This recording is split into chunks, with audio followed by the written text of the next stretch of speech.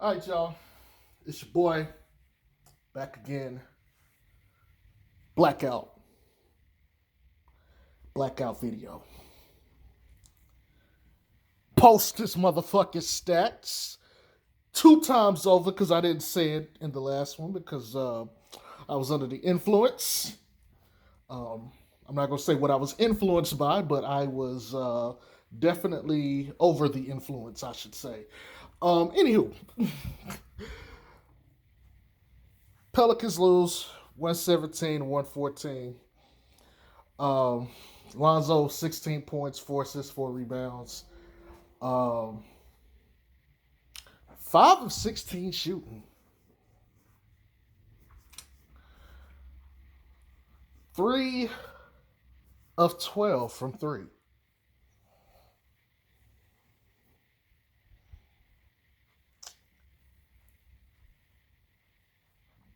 It's funny. A lot of the stuff I said he needed to work on this game, he showed. He hit the floater. They took away his right arm and made him go left, and he made the layup in transition. All these things I discussed, he did it this game. Now, I'm not going to sit here and say he necessarily watches my videos because I'm sure he doesn't. He probably doesn't even know who the fuck I am. I'm also not going to sit here and give him credit for that stuff this game. See, one game ain't enough. I would need to see that for multiple games. If I'm not mistaken, this is game 30.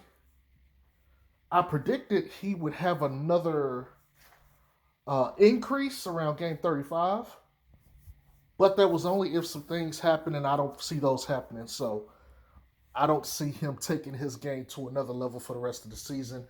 I think, the shooting is going to be there for him forever going forward, but I don't want to get into that too much. I don't want to take this away from the purpose of this video. Look, he had a bad shooting night. No excuses.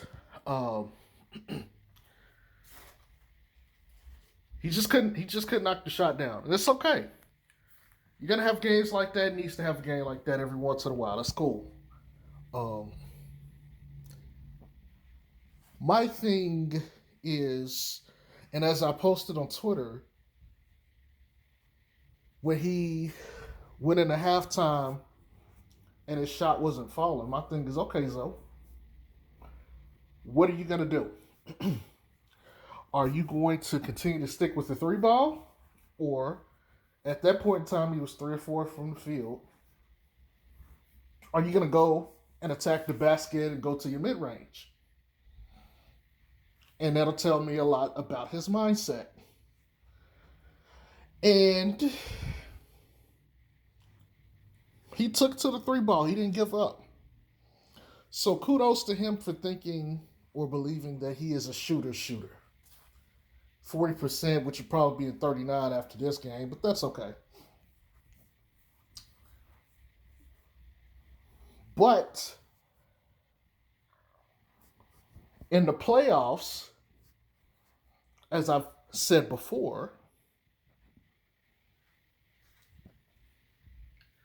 what happens when your jump shot don't fall, your three ball? Didn't see enough of the other parts of his game today because he was so fixated on the three ball.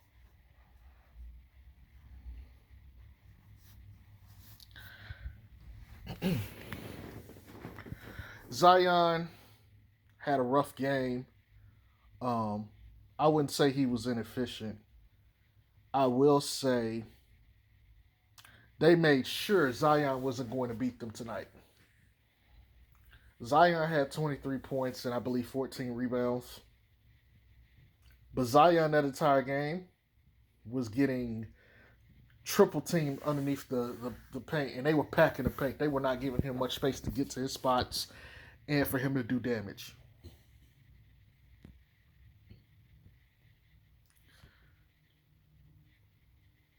And Again, in the playoffs, when they take away what you do best, what are you going to do? See, it would have helped if the Pels had knocked down the threes, but they couldn't. Now, Bi had 29 points. He was 11 for 23. He was 11 for 21 at first, but he took the last two threes of the game before Zoe took the very last shot, and it just went in. It was fucking funny. But Bi was like the only one offensively to add it.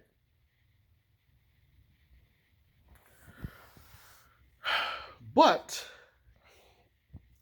there's something I told you guys, and it showed its fucking head again. Free throws. Fucking free throws. Now, just a couple videos ago, I mentioned how, like, watch these close games, and I can tell you straight up that the free throws cost them the game. I'm not sure if this was the final tally, but I know the last I looked or saw, it was 25 of 31. They had 31 points that they could have got for free throws. And they walked away with 25. The Pelicans lost by 3. Imagine if they don't need to hit all of those missed free throws. Imagine if they had only hit 3 more free throws. 3 more. Now you got a tie game going into OT because Lonzo hits the very last shot of the game. You get another crack at it. Again, turnovers and stuff is one thing, and I get it. But those fucking free throws, man. Free throws will kill you. Turnovers will kill you, but free throws will fucking kill you because you're going to look back and you'll be like, damn, if I just made, this or, it could change the entire viewpoint of a game.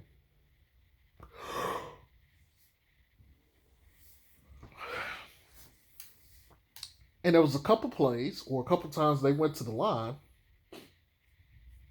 and they were taking the ball off of the rebound and going back, not necessarily in transition, but, they were going back on defense. And the defense wasn't set. Now, hear me out. Okay, let me say this. So Lonzo, there was a video, I can't remember. I think it was on Josh Hart's podcast where he had Lonzo on. And Lonzo said, because he was talking about the toughest guards in the league, he said DeRozan. And I forgot the specifics of it, but he said he ended up playing, I think, DeRozan in an open run. And this is like when he first was coming into the league. And he was like, bruh, he had no answer for DeRozan.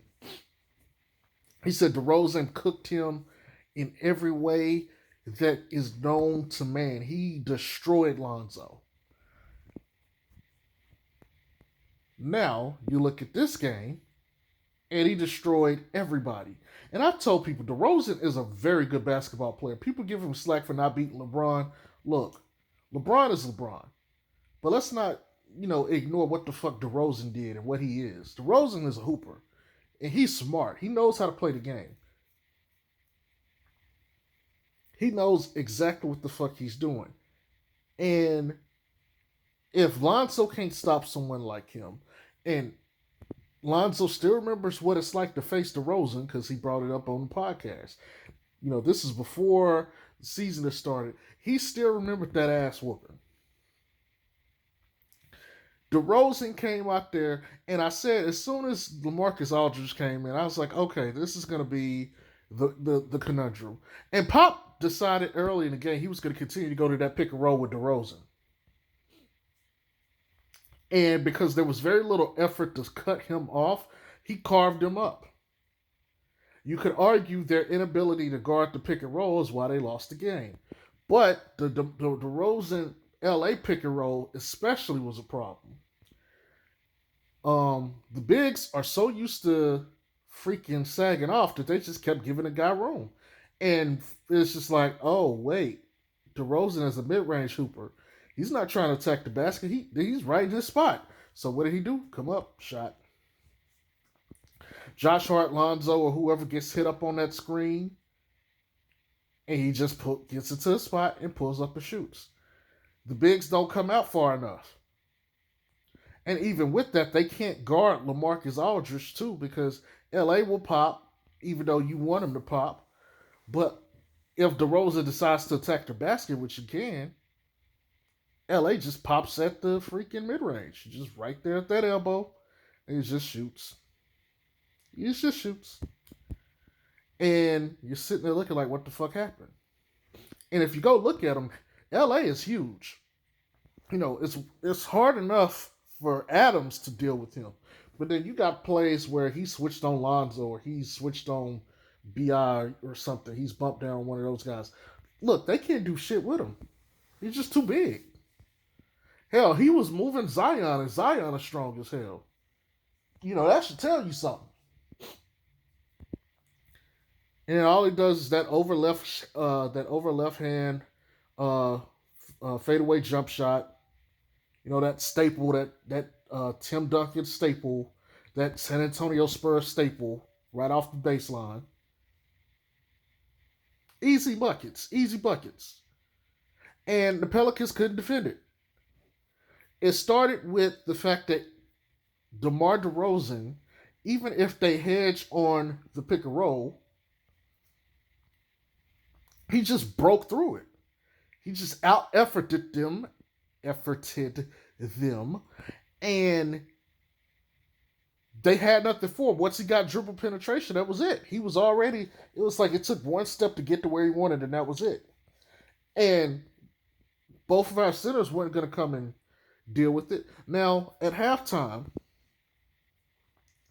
I said the direction that this game was going, this is what Stan was going to do.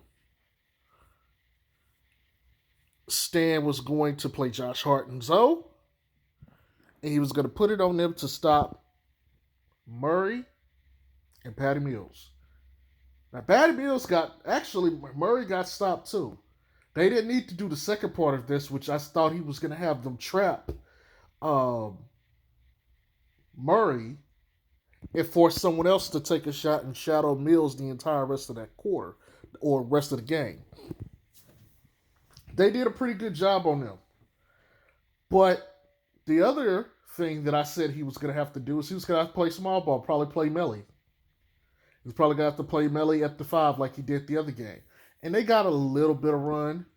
Not like the other game. They got a little bit of run. And they started to make a dent in it. But they just weren't getting the fouls and the shots weren't falling. And Pop made the adjustment. Oh, you're going to bring in Melly? Okay, come on, LA. He put LA in and just let LA go to work. And then it was just like, okay, we can't go small now because he'll just counter with LA. But Pop did exactly what I thought he would because I would have done it. He did the right thing. It just, LA is just a talent and DeRozan is still a talent. There's this veteran leadership with a talented young core. See, if you're going to pay big bucks to like a Steven Adams or a Eric Bledsoe, you want him to be out there performing like DeRozan and LA. But that's not happening. And so it got to a point you couldn't even play Steven Adams or Billy Hernangomez for part of the game. At one point, especially late in the game, he went 4 guards, or basically 4 guards if you include BI, and Zion. Bledsoe, Hart, BI, Zion. And that's kind of what got him back in the game. He went really small. Lonzo at the 3, Hart at the 2, Bled at the 1. 4 is BI, 5 is Zion. Carve their ass up.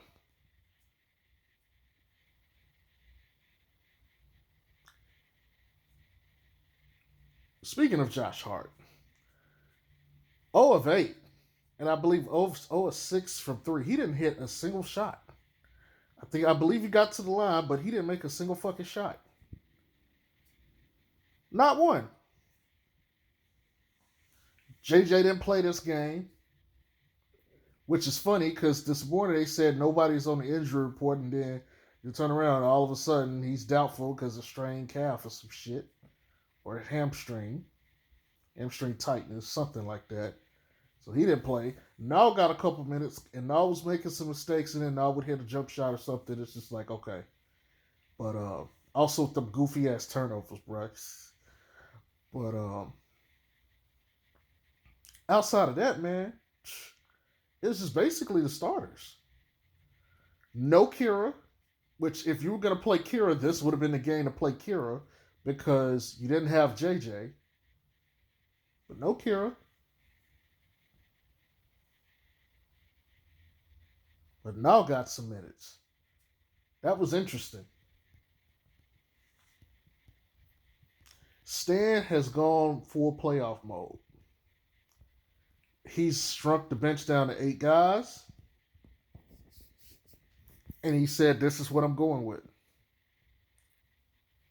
Gomez, JJ, Josh Hart, and that's it.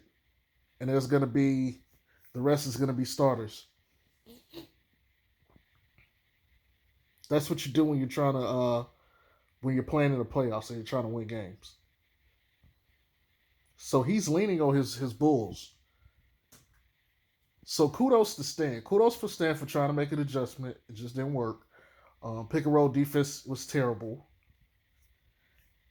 And kudos for Stan for also saying, fuck the rest of these guys. I'm playing my dogs. But it's just simply not enough. Pop just put on a master clinic on how to coach basketball, and DeRozan sat there and handled business. When he needed to make plays, he made plays. When he needed to score, he scored.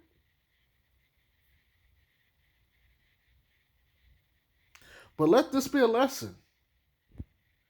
If the Pelicans get, like I've said before, if they get to the playoffs, they're not winning. Along with the turnovers, they can't hit free throws, which matter. And they're going to take away Zion. And without Zion, he limits the effectiveness of this squad. See, here's something as I know for a fact when, coming from being a Mavericks fan. If you give or build an offense around putting the ball in one singular person's hands, it doesn't matter if it's Lonzo, Dirk, LeBron, Zion, etc. Doesn't matter. If the focal point of the offense is around one guy and that guy can't make anything happen, it falters. Or if he's out of game, it falters. There was a point in time when Dirk was out with injury. He missed like 24 games. Dallas Mavericks went 2 of fucking 22. They were in first place, fell out, and got back into the playoffs, and they had to go through the gauntlet just to beat the Miami Heat. Just to beat them. But that team looked like they would have been the worst lottery team in the history of the league when Dirk was out. If they take away Zion and Zion's only advantage is in the paint and he can't get to the paint, what is he going to do? Sure, he's a talent. He'll get to the line. He'll get points. But if they're clogging the paint, he's going to be turnover prone. And he was giving the ball away and losing his dribble. Things that I said he needed to work on because his dribble isn't there. Couldn't do shit. And Zoe couldn't hit. Blair couldn't hit. Josh Hart couldn't hit. No floor spacing. Not enough to punish them for leaking in. All the worst things that could happen tonight, and it wasn't for. It's not like these things happen out of a coincidence. There's a reason for it. Pop is a fucking genius. He knows how to coach fucking teams. He made the necessary adjustments this time around.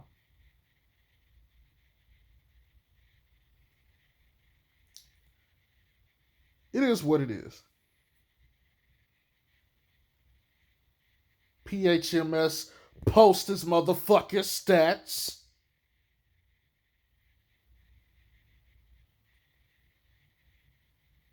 Let's go get this next game. I think we got Utah on Monday or Tuesday. Hopefully, hopefully, the Pelicans decide to play with some pride on defense. And hopefully, they decide that hitting their free throws matter. Because if they'd hit all their free throws, we'd be having a different conversation right now. In spite of the shooting woes. Y'all have a good night. Peace.